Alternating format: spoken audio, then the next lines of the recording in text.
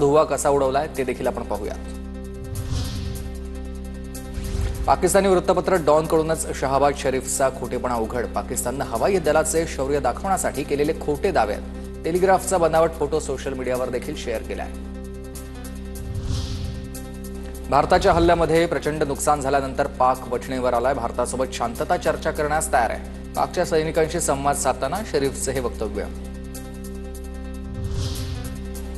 भारत पाकिस्तानमधील युद्धबंदी 18 मे पर्यंत वाढवलेली आणि पाकिस्तानचा परराष्ट्र मंत्री इशाक दार याचा हा पाक संसदेत दावा आहे। भारत आणि पाक युद्धबंदीची चर्चा सध्या सैन्यातल्या अधिकाऱ्यांमध्ये आहे। इशाक दारचं हे वक्तव्य।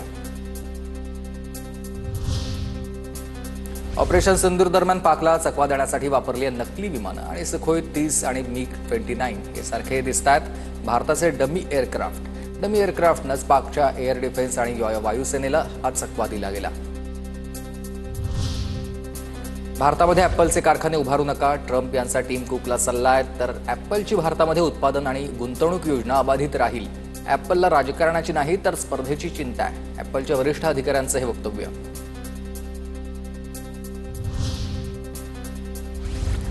तर भारत अमेरिकन वस्तूंवरील शुल्क रद्द करण्यास तयार आहे। डोनाल्ड ट्रम्प यांचा हा दावा। तर व्यापारी करार दोन्ही देशांच्या फायद्याचा असायला हवाय। परराष्ट्र मंत्री एस जयशंकर यांचं वक्तव्य।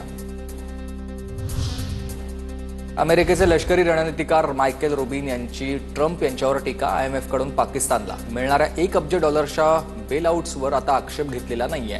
ट्रम्प यांनी असा अपव्यय, फसवणूक किंवा अनादर सहन करू नये, रुबिन यांचा सल्ला। अमेरिकेचे राष्ट्राध्यक्ष डोनाल्ड ट्रम्प यांच्या हत्येचा कट। ट्रम्प यांना मारण्यासाठी कोड 8647 जारी करण्यात आला होता आणि आता FBIच्या एका माजी संचालकानं कट रचल्याचा संशय आहे। FBI कडून सध्या तपास सुरू झालाय। भारताचे परराष्ट्र मंत्री एस जयशंकर आणि तालिबानचे परराष्ट्र मंत्री मुक्ताकी यांच्यात चर्चा। पहिल्यांदाच भारताचे मंत्री आणि तालिबानच्या मंत्र्यांमध्ये थेट चर्चा होते आहे। परराष्ट्र मंत्री एस जयशंकर यांनी ट्विट करून माहिती दिली आहे।